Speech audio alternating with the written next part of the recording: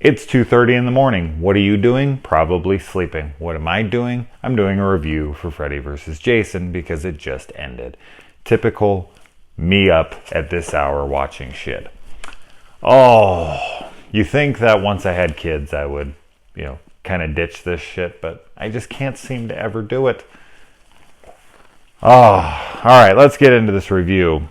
Freddy versus Jason, something that had been talked about, rumored, everything under the sun, when this was finally announced for real this time. Because at the end of Jason Goes to Hell, they got the Freddy glove coming up, and you're just like, oh my God, this is actually going to happen. It took like over a decade for it to finally actually happen, but it did. And when posters dropped and trailers and all that, it was just like, oh my God, this is going to become a reality. I had talked about it forever. I had envisioned it forever.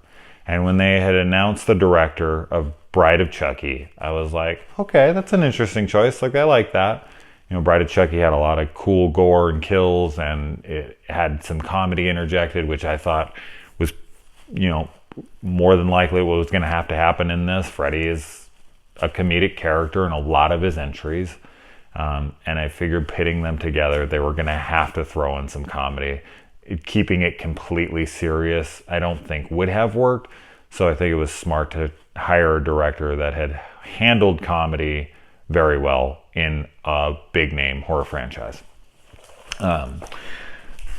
When I got into the theater, one of my main takeaways from this film, and I really enjoyed it then, and I really enjoyed it on this rewatch. But one of my major takeaways, and probably the thing I like about this movie the most, is that instead of just, taking Jason and taking Freddy and throwing them in a movie together and them killing kids and then eventually just coming together for no reason. I mean, I had read that they had ideas to make it like a cult that had made him, was trying to resurrect him, Freddy and Jason. And then I had read that they were going to do something where, Fred Krueger had knocked up Jason's mom and was actually Jason's dad, all sorts of stupid shit. But instead, the writers of this film actually took some thought, and they took bits and pieces from previous installments from both franchises and melded them together to make an actual cohesive story that made sense within the two already established franchises. And I was really surprised watching the opening of this and having Freddy explain it they took Hypnosil, which was used in the third movie of Nightmare on Elm Street, and they were suppressing kids' dreams and keeping them locked away so that Freddy would become forgotten, and Freddy loses his power if he doesn't have any fear. Jason is in a slumber because there's no one for him to kill, so he kind of goes into almost a comatose state where Freddy is able to then go into his dreams. I like that in this movie we get to see that what Jason dreams about is killing people. Makes sense. I can't imagine that he would be dreaming of going to the beach with some friends and whatnot. So I like to see his dreams, what he thinks of. And then he manipulates him others have in the past, using his mother, much like Ginny's character in Friday the 13th Part 2, uses Jason's mother to lure him out to Elm Street. When Jason walks on Elm Street, I mean, the opening of this movie starts with, the Nightmare on Elm Street music mixed with the ch-ch-ch, that sent shivers. I was like, oh my God, this is really happening. But when you see Jason step onto Elm Street, pans up and you see that sign, you're in it. You're like, oh my God, this. There were so many moments where I was like, oh my God, this is happening. I was geeking out big time, no doubt about it. But as I said, I really just respect and appreciate that the writers took some time and thought it through and actually made it make sense.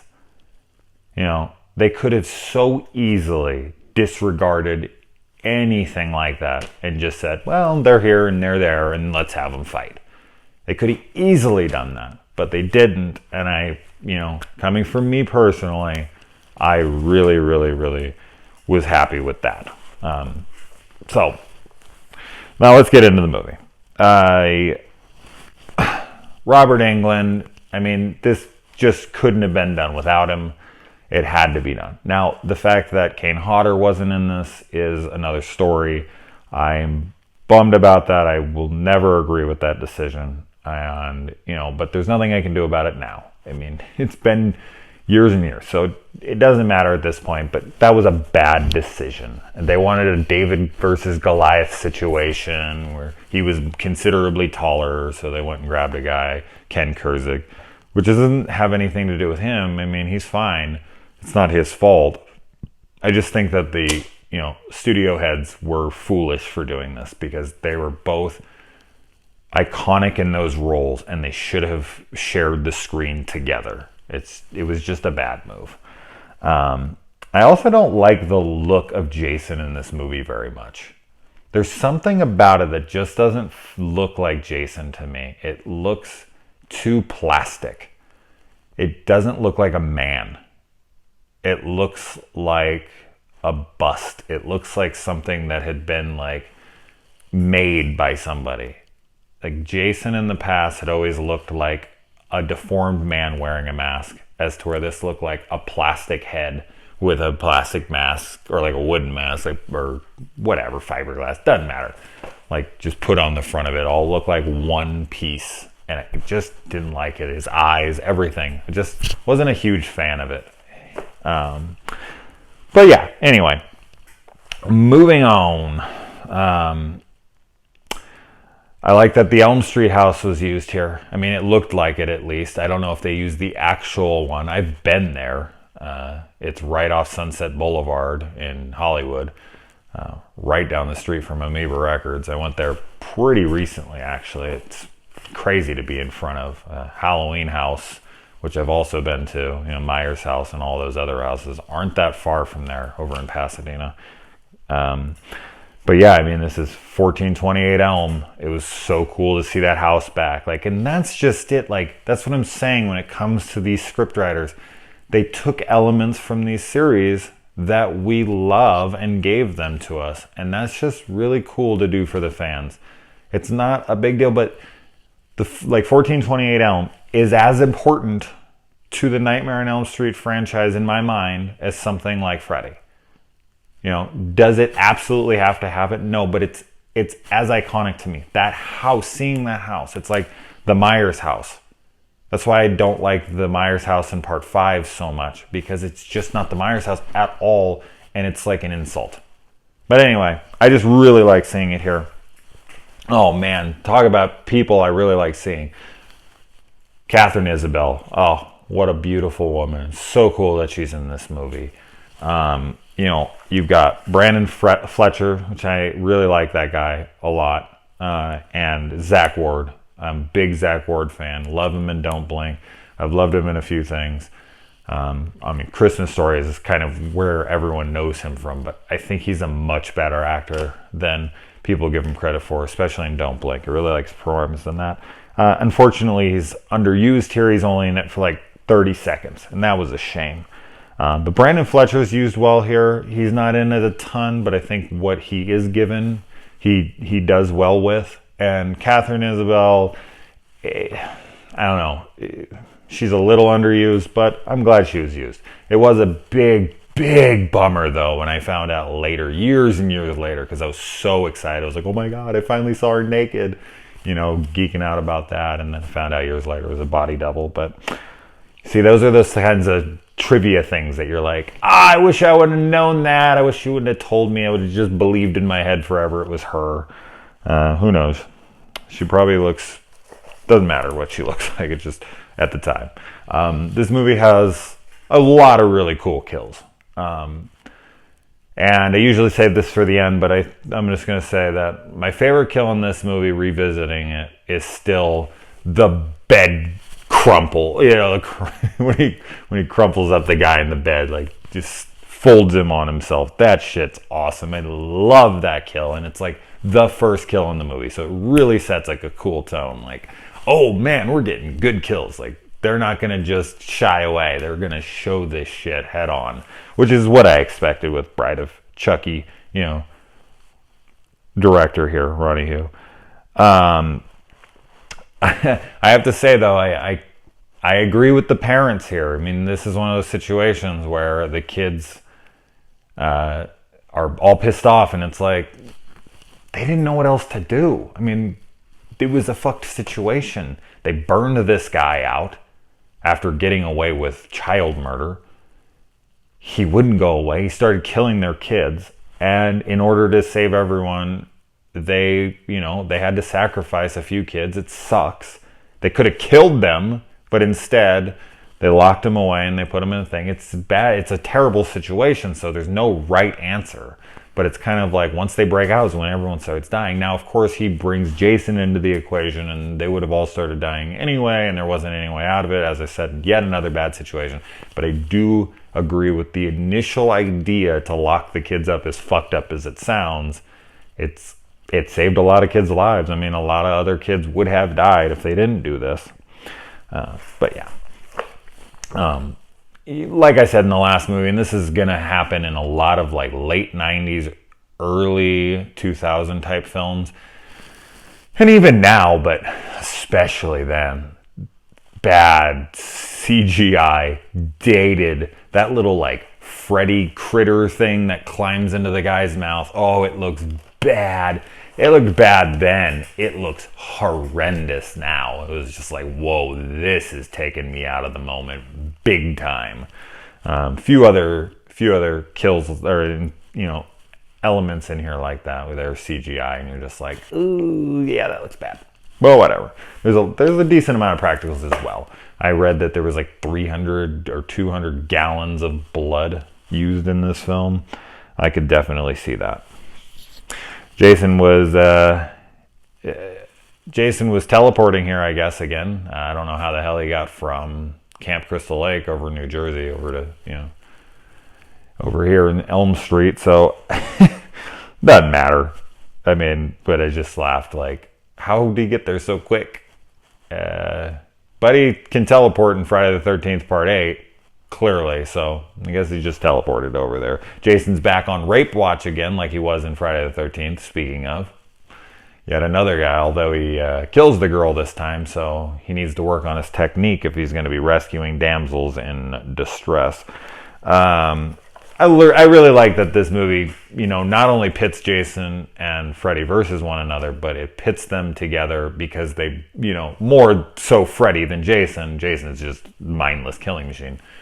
But Freddy is wanting to fight him over kills. Like, you're taking my kills. It almost feels like my brother and I when we play video games together and we're on the same team. And it's like, stop taking my fucking kills. Like, that's like one of the things we get mad at each other about. And it kind of reminded me of this in here. It's like Freddy's like, when he kills Catherine Isabel's character and he's like about to kill her and he's like, no! Like, that so takes me, to Xbox with my brother Nathan. And then I really like this. There's a couple cool shots in here, and that's just due to the director being really a good visual director.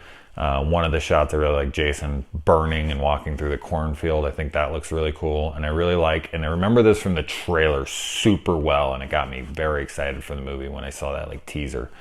The one where Freddy comes out of the water in slow-mo, and he's like above the dock, and he's almost Matrix-y. It sounds stupid in theory, but I actually think the look is really cool. I don't remember it all being in like red like that in the film as it was in the trailer. In the film, it's like all red screen, and in the trailer, I swear I thought it was like normal color grading. But I could be wrong on that. I haven't seen the trailer in a long time. It was interesting to see that Peter Jackson and Rob Zombie were offered directing roles on this film and both turned them down. I know Peter Jackson had been offered a few different Nightmare on Elm Streets. Definitely wish he would have done it because I think he's one of the greatest directors of all time, and horror especially. So that's a shame. I'm kind of glad Rob Zombie turned it down because I really like the House of a Thousand Corpses, and that's what he ended up doing because he didn't do this. Much like Batman versus Superman, the title, it promises you a fight between these two huge name characters that you've always wanted to see go at it. And unlike Batman versus Superman, where Batman fights Superman for like 3 minutes, this movie actually offers a lot of Jason versus Freddy, or Freddy versus Jason, however you want to say it. I guess Freddy versus Jason does roll off the tongue better. But there is a lot of good fighting in this between them.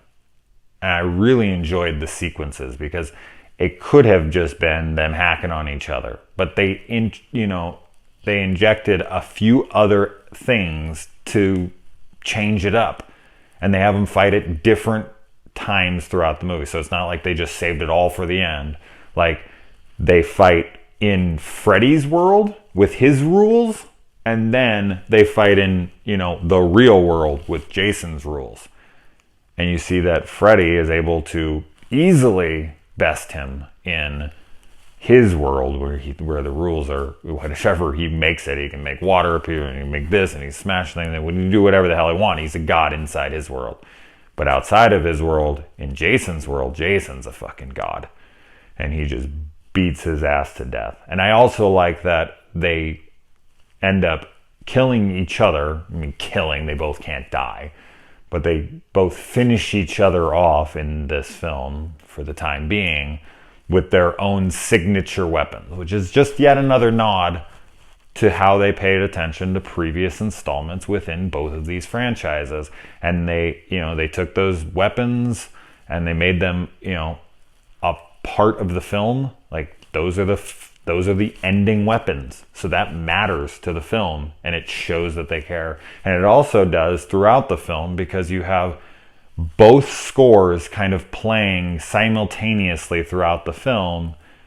And I'll tell you, the Freddy parts feel like a Nightmare on Elm Street movie. The Friday the 13th, like Jason parts, feels like a Friday the 13th movie. And then when they're together, it feels like a new thing, like a hybrid of the two. So you got a blending where a little bit takes here, a little bit here. Nobody gets like the lion's share of, screen time or, of the tone. They share the tone, like, once they're together, and it blends. And then when they're on the screen by themselves in different scenes, it feels like the different franchises. And I think that was a really, really good, like, took a lot of talent by the director and everyone else involved. I don't want to always just say it's just the director. It's everyone involved. It's everyone behind the camera. There's so many people back there doing what they're doing. And give the composer a lot of credit here too, as I said. Blending those two scores and making it like, well, this is Nightmare. Oh, this is Friday. This is Friday. And this is a new thing. Like, everything was on point in that way. I really, really liked it. You also have like throwback lines. Like Freddy says, "How sweet dark meat," which is a throwback to his "How sweet fresh meat" line. It's just little things like that. It's just little things. As I said, this taking place in Weston Hills. Like, that's where Freddy's mom was raped and gave birth to him. Like, it's just, they take little things and they put it into the movie for fans.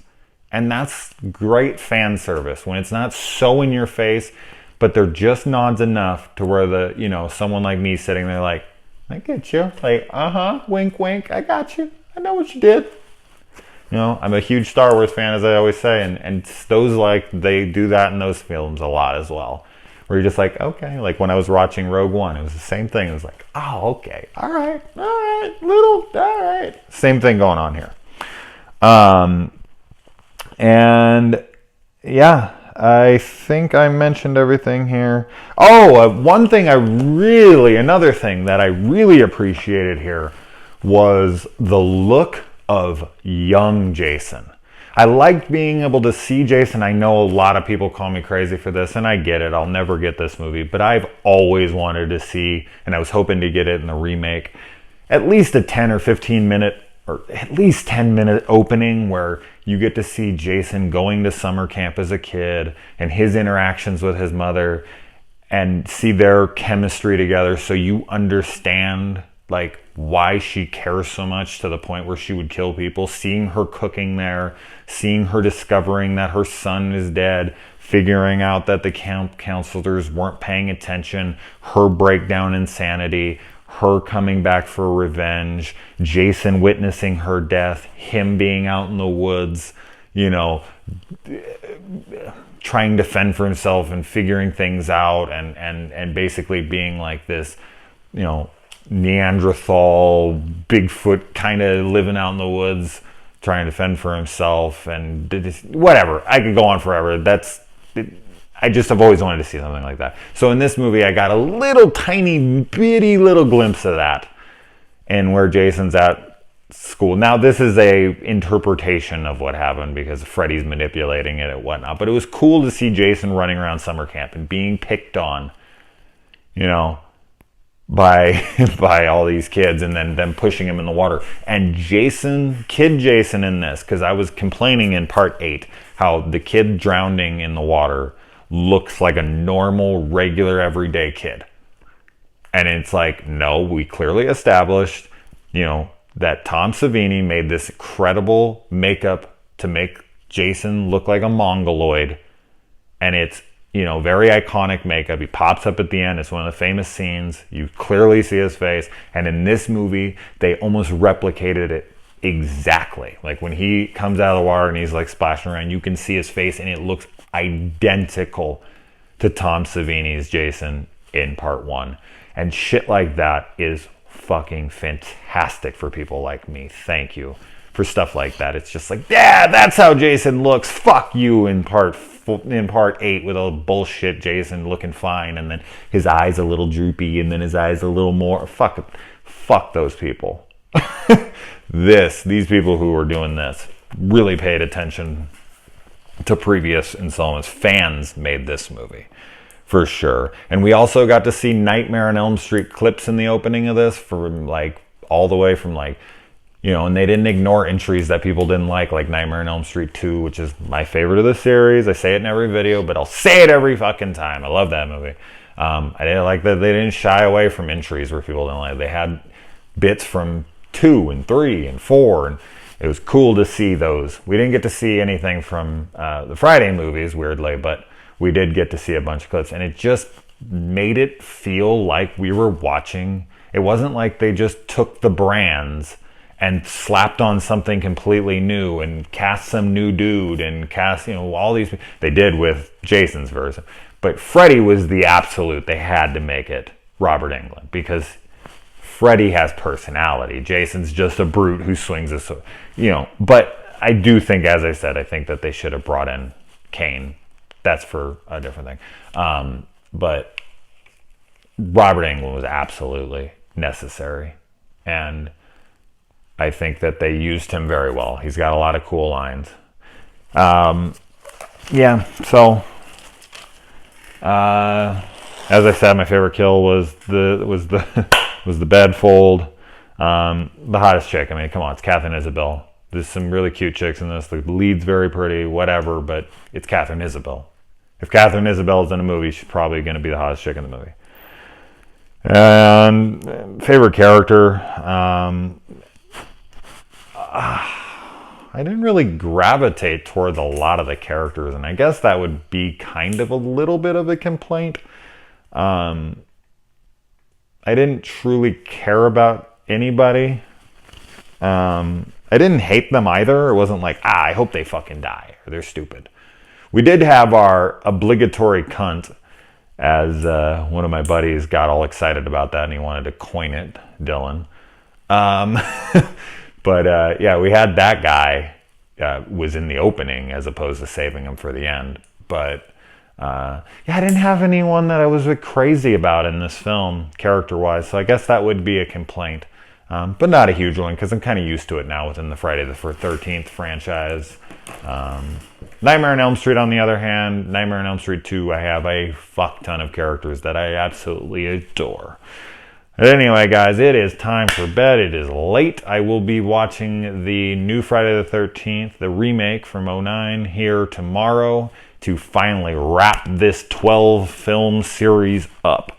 This has been a lot of fun, so I look forward to that tomorrow, and I will get it up as soon as I can. All right, guys, bye.